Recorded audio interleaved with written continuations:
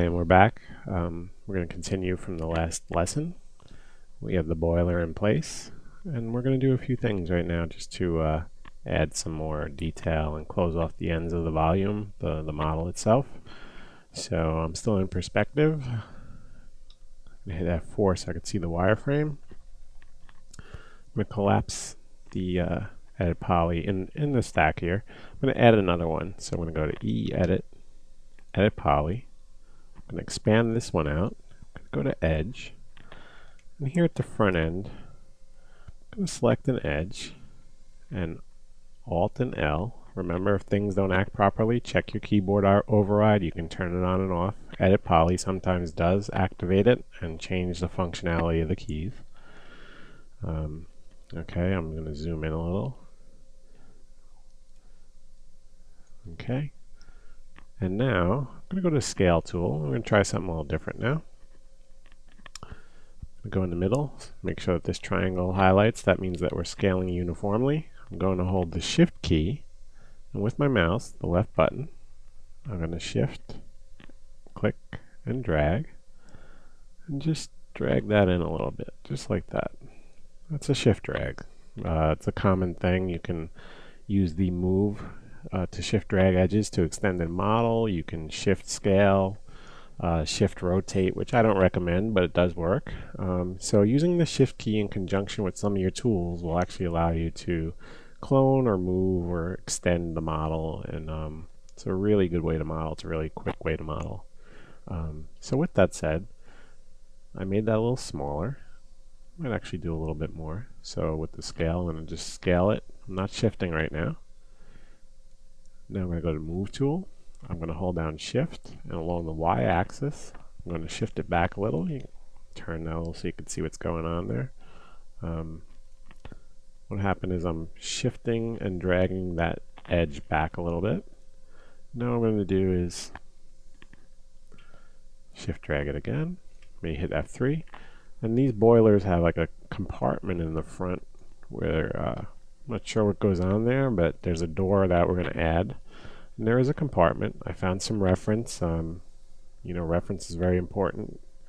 So you can check Google Images or your favorite search engine for images. There's always an image search on any popular search engine today. You also have Wikipedia, has some great information. You want to look for a reference on steam locomotives. I based this pretty much off of a Santa Fe light steam locomotive. You can search on the internet and find plenty of information and some really great large images. So that's a good thing to keep in mind. But anyway, let's extend this insert in the boiler in a little bit more. So I'm going to shift and drag again. That's about the right distance based on what I had seen online. And now I'm going to go to the Scale tool. I'm going to scale with the Shift key. And if we turn a little bit in perspective so you can see, I'm going to hit Alt-Q to isolate the mesh.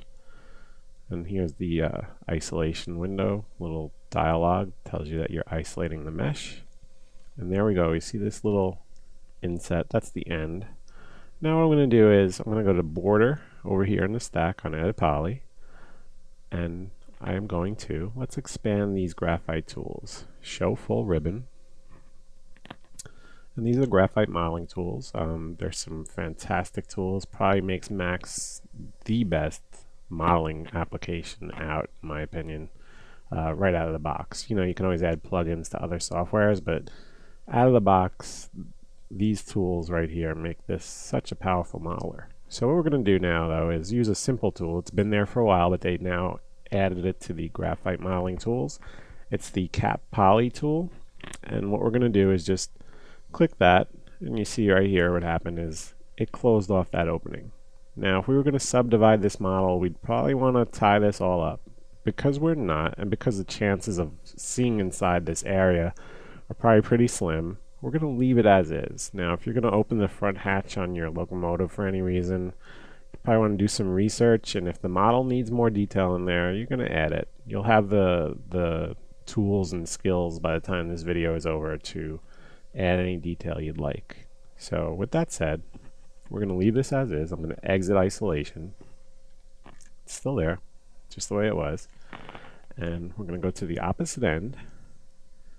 I'm going to do the border selection. I'm just going to click right here. Because this is an open edge, like a full circle opening, it's called a border because it's continuous. I'm going to once again use the cap poly, and that caps it off. But what we have now is like a sharp transition between the backside and the actual surface, which probably isn't exactly what we want. But as we did earlier, because we're in edit poly, we can roll down here. We're in edge selection, and let's try the chamfer tool again. And you see that it's about an inch. It's kind of angular again, like it was earlier. So what I'm going to do is add a couple segments. I think 3 worked out well before. I'm going to hit the check mark. And now I'm going to go up to smooth. Let's do Alt Q. That isolates the mesh. And F4 to turn off, F4 to turn off wireframe. Let's rotate around. You can see there's a nice highlight there at the end instead of looking sharp. When something has a sharp edge, regardless of what you're modeling, it just looks CG. So you want to give that little corner, that little chamfer on the edge. And up front, we're going to do the same thing, because you see right there, there's a difference between what we see here in the viewport and what we see here. And that difference, while right now isn't so bad, when you go to render, it makes a huge difference on how your models look. So if you want your stuff to look professional and catch highlights, add these little chamfers. Even if they're tiny, they have to give you that glint of highlight, because it just renders better. You know, it makes other people's jobs easier. When you give them a good model that'll react with light and reflection, it's just a good practice. So with that said, I'm going to exit isolation. I'm going to come up front here, and where we have this sharp transition at the end of the boiler, I'm going to do that same thing. I'm going to do an edge selection. Alt and L will loop. Don't forget the override if things don't work properly. And now what I'm going to do is I'm going to go in and use chamfer again. There it is. It's also up in the graphite tools if you need it. It's in one of these rollouts, so it's not a worry. You can click on these rollouts and you can see that there's drop downs for everything. Look, we have it right here. So let me show you a different way to access this. We have chamfer, and if you go to that arrow, you'll get the chamfer settings, which is what we want. I'm going to click that. Click that. The same dialog we use. You can see it saved the values and everything, and I like the way that looks, so I'm going to say OK. And I think just for safety's sake, I'm going to do that here again. So we're going to select this edge, Alt and L for loop. You can hit the colon or semicolon key. It'll repeat the last operation. So if you look right there, I just hit one key and it actually took the value from the last operation I did and it reapplied it. And it's a good way to work too. It's kind of like hitting G and the G key in Maya. Same kind of principle, but it's only the last operation. With that said, F4, and you can see we have some highlights going on. And this is looking pretty good now. I think it looks really good. So I'm going to pause the video here, and in the next video we're going to cover making the front door or the cover and possibly making the rear section. So I'll see you in a little bit. Thank you.